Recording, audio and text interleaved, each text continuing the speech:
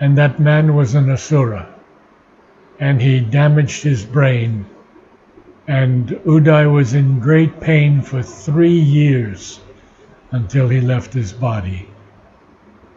But he wrote an article that I'm putting on our website of all the changes that were made over the years in the different editions, not of Savitri, but I think it was another book.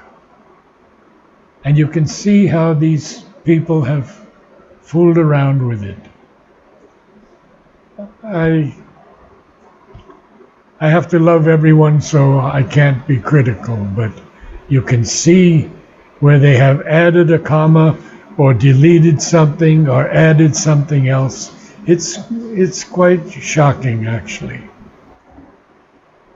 So we have a phrase,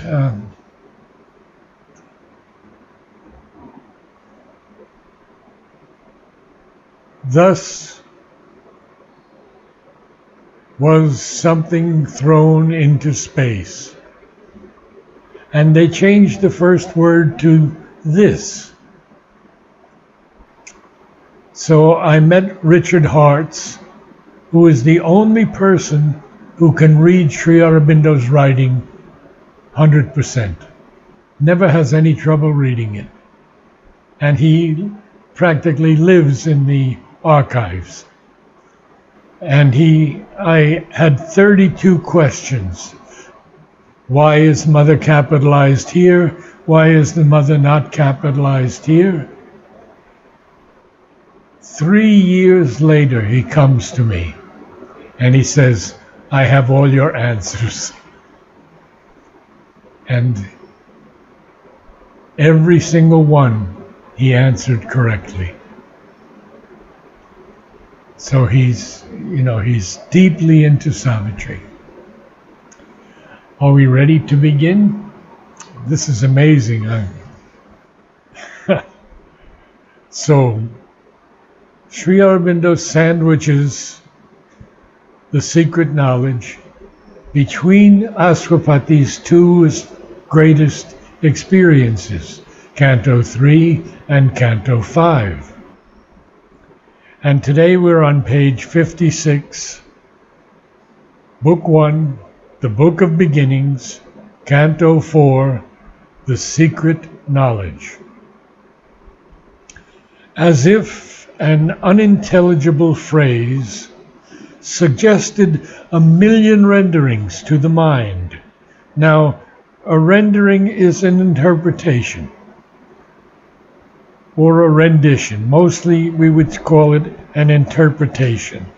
So this unintelligible phrase suggested a million interpretations to the mind, a million renderings to the mind. And mind,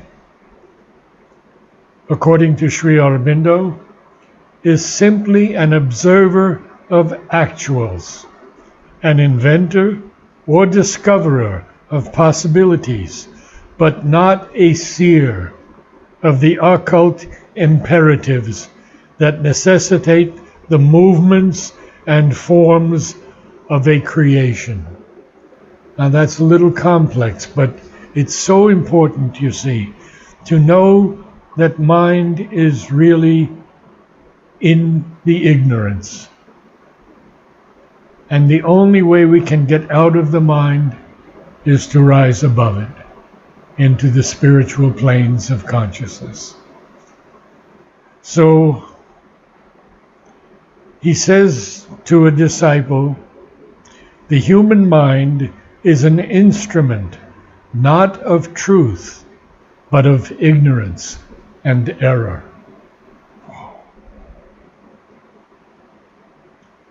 Mother tells us that the true role of the mind is the formation and organization of action. So the mind has this possibility of formation and organizing power. But if it would only confine itself, she says, to that role, receiving inspirations whether from above or from the mystic center of the soul. Isn't that extraordinary? Or from the mystic center of the soul. Can you, page 56? So that's mind's job, to receive something from higher or from deeply within. He calls it the mystic center of the soul. Now, the second line is, it lends a purport to a random world. A purport is a meaning, an implied importance. So it lends this meaning to a random world. But it's a conjecture, leaning upon doubtful proofs. A message misunderstood, a thought confused, missing its aim is all that it can speak, or a fragment of the universal word. What is wrong?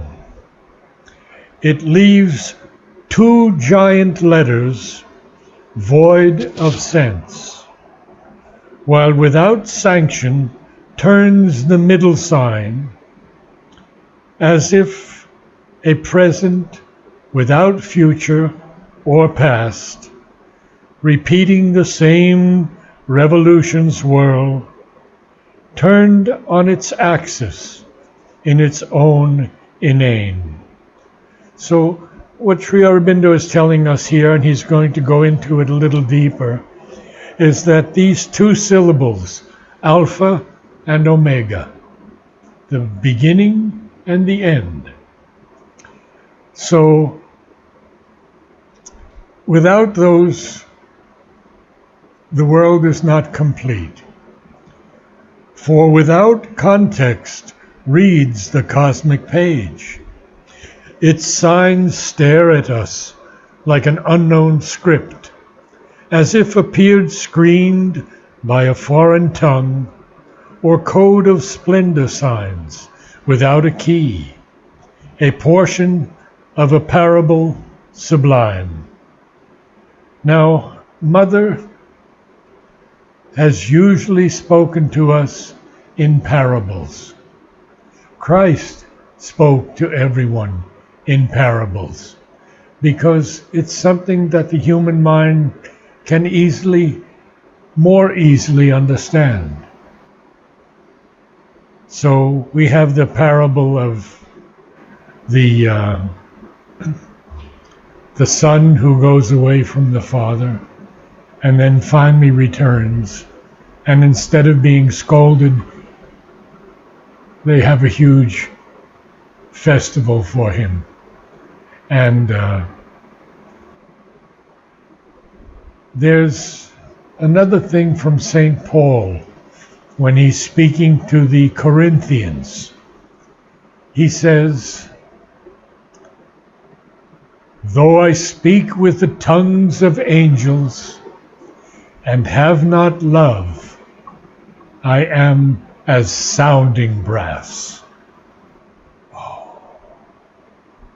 So one can speak with the tongues of angels.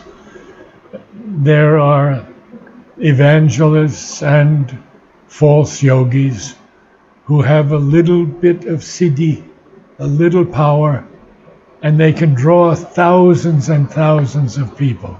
We've seen 20, 30,000 people attend a meeting of some of these yogis, but they don't have that power.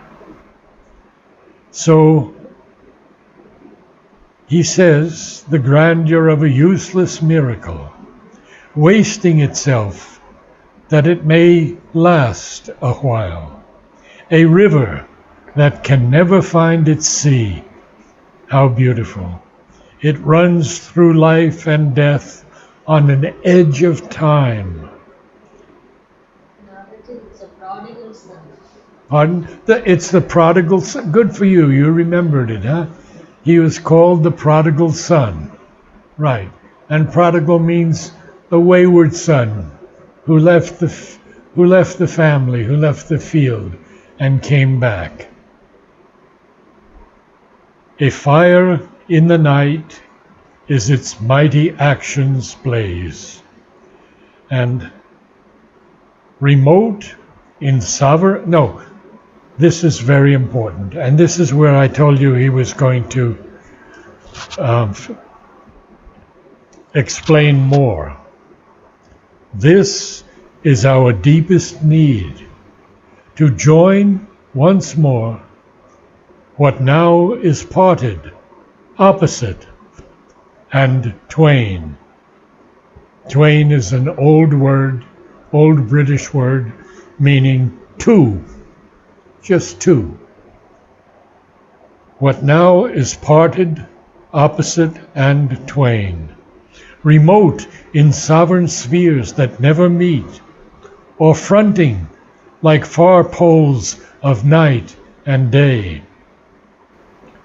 And then he says, we must fill the immense lacuna we have made.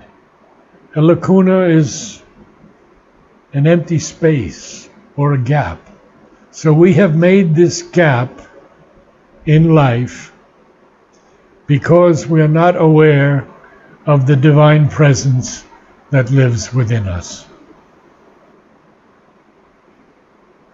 We must fill the immense lacuna we have made, re-wed the closed finite's lonely consonant with the open vowels of infinity. Magnificent lines. We missed a few lines before. Pardon? Did I missed a line?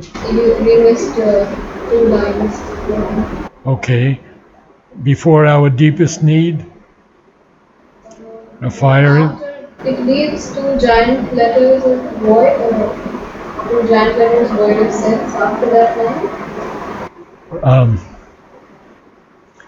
I can't hear you, sorry. Can you show me?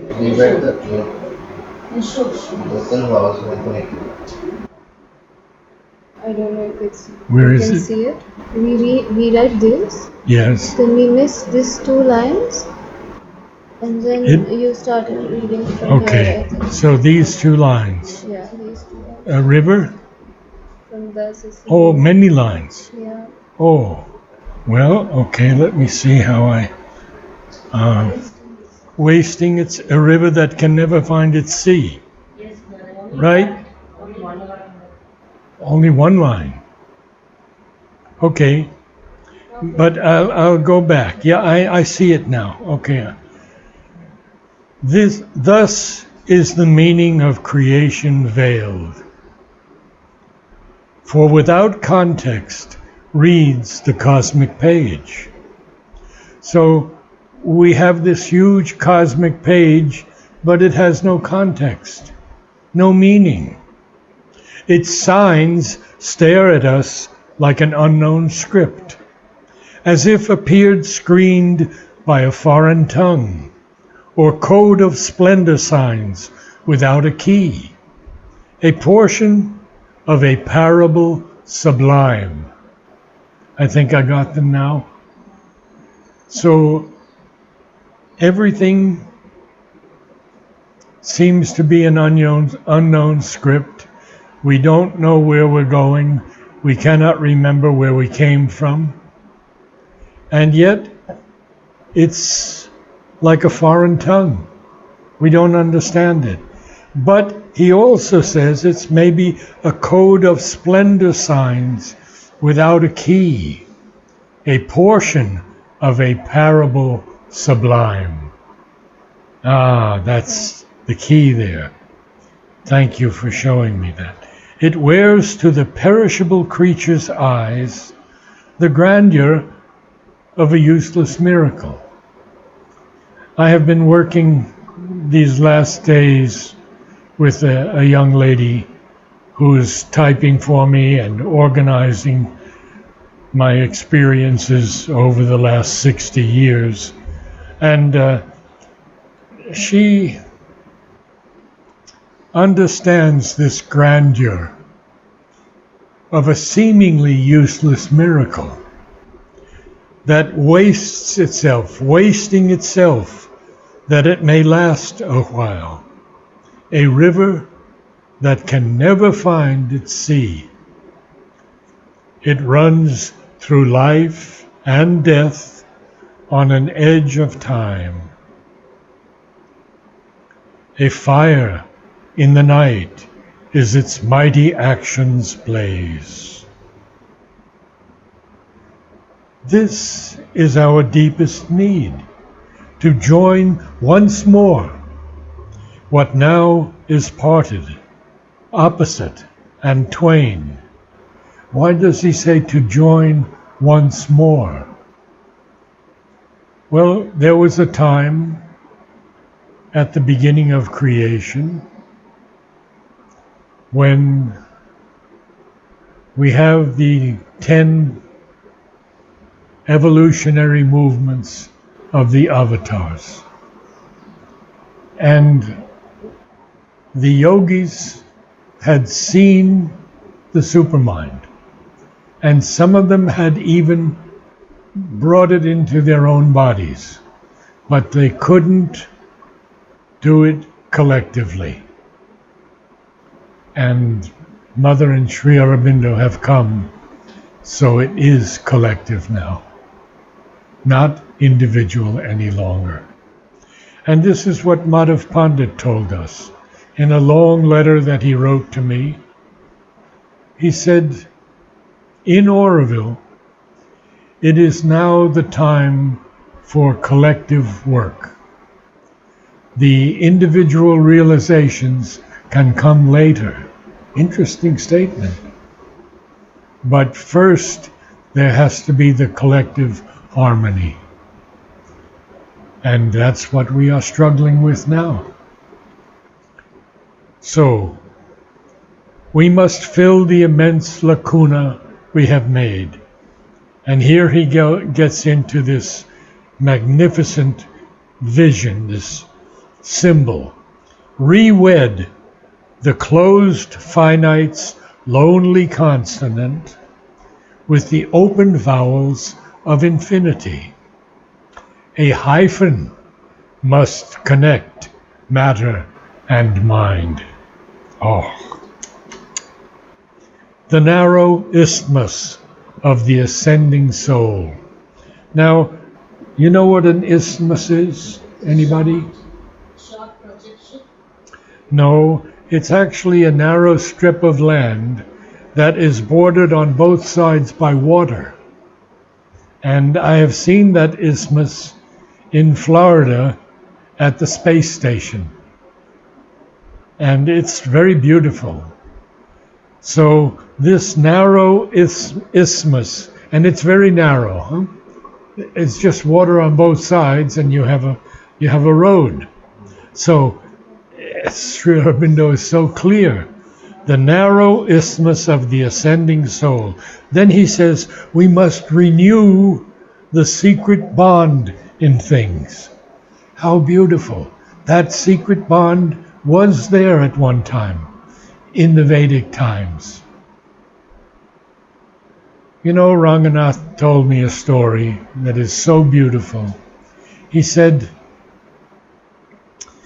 wars in the time of the Vedas were not the kind of wars that we have here. There would be two sides. They would fight during the day, and in the evening they would come together and have meals together. You know about that? Yeah, it's incredible. Then they'd go back and they'd fight the next day. Now machines do the work. Anuji, I have a question. Yes. Could you also please tell us the context where we are, and now Sri Aurobindo is explaining all these things, right? Yeah, the grandeur of useless miracle. Yes. It's wasting, the river is not going to the sea. So there are false things, falsehood everywhere, something like that, he's explaining. Yes, right? absolutely. So But it's more a separation than a falsehood. It's the fact that we have to bring together these things, and he said it 3 or 4 times already in different words. First of all, he says we must renew the secret bond in things. When we bond together, we're very close, and we have to renew that. Then he says our hearts have to recall this lost divine idea, which was there at one time in the sacred ages of the Vedas. So is it like Ashwapati is telling all these things? Who is telling these things? Well, that's a very interesting question, and I'll have to answer you in this way. Much of Savitri is sort of like someone who reads or someone who tells a story. It's not Ashwapati, it's not Sri Aurobindo, but it could be his voice, of course. But you know he never let his voice be recorded. You're aware of that? They brought a recorder once. They actually brought it. And they said, "We would like to record you, sir." And he said no.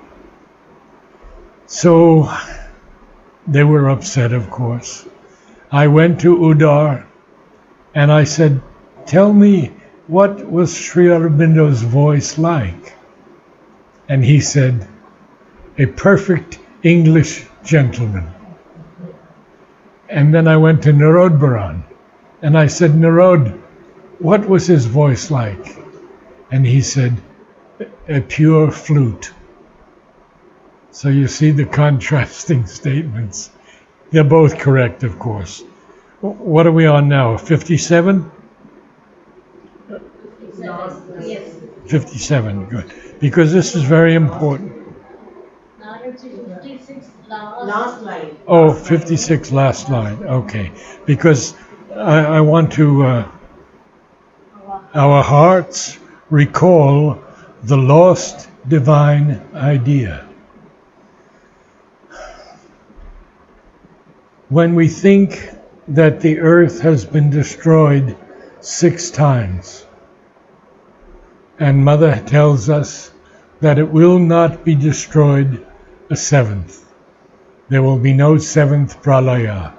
So with all the nuclear weapons, everything in this world that could destroy all of us immediately, not going to happen.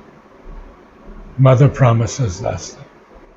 So our hearts have to recall the lost divine idea. And now we're going to continue a little bit because Sri Aurobindo wants us to understand even more. So the first line of this next page is very, very interesting. Reconstitute the perfect word. The perfect word, Om. You are correct. The Alpha and Omega in one sound. And that's what I was telling you before, that we would get to this. Then shall the spirit and nature be at one. Two are the ends of the mysterious plan. In the wide, signless ether of the self. And this signless ether of the self, he capitalizes the word self. And he tells us in the essays on the Gita, the self is our self-existent being. And then in a letter on yoga, he says, the self is being, not a being. By self is meant the conscious, essential existence, one in all. in the unchanging silence, white and nude, aloof, resplendent like gold dazzling suns, veiled by the ray no mortal eye can bear, the spirits bare and absolute potencies burn in the solitude of the thoughts of God. So these absolute potencies of the Spirit that are veiled by the ray, the divine sun, no mortal eye can bear, burn in the solitude of the thoughts of God. You see, we can recite these words and these lines over and over again. And Mother tells us that the more we do this, the more, without the use of the mind, they will come directly into our inner being. A rapture and a radiance and a hush, delivered from the approach of wounded hearts, delivered, free. Something is delivered, it's free from the approach of wounded hearts, denied to the idea that looks at grief, remote from the force that cries out in its pain. In His inalienable bliss they live, immaculate in self-knowledge and self-power, calm they repose on the Eternal's will. Only His law they count and Him obey. They have no goal to reach, no aim to serve. Implacable in their timeless purity, all barter or bribe of worship they refuse. Powerful lines. Unmoved by cry of revolt and ignorant prayer, they reckon not our virtue and our sin. They bend not to the voices that implore. They hold no traffic with error and its reign. They are guardians of the silence of the truth. They are keepers of the immutable decree. And I'll stop there because I've gone past. Any questions? Who are these keepers? They're the gods. They're the beneficent gods who look after us. In another passage of Savitri, Sri Aurobindo tells us that there are two of these beings assigned to each of us throughout our entire life. They protect us, they guard us, and they help lift us higher. But they are totally neutral. They don't take any interest in what's happening, because if they did, they would not be gods. What is their duty? Huh? What is their duty? What are they going to guard? So from an accident or? Well, actually, yes, from an accident for sure. But these gods. You know what Durga can do. You know what Krishna can do. You know what Shiva can do. So this is their roles below the Ishvara, below Purushottama. They work in harmony to lift the world out of its ignorance. Very beautiful. Namaste, all. Namaste. Namaste. Namaste. We will get into eventually the sailor on the flow of time. Might be one or two sessions, And it's the longest symbol that Sri Aurobindo wrote in all of Savitri. And I'd love you to hear that without too many comments by me. But we are this sailor on the flow of time.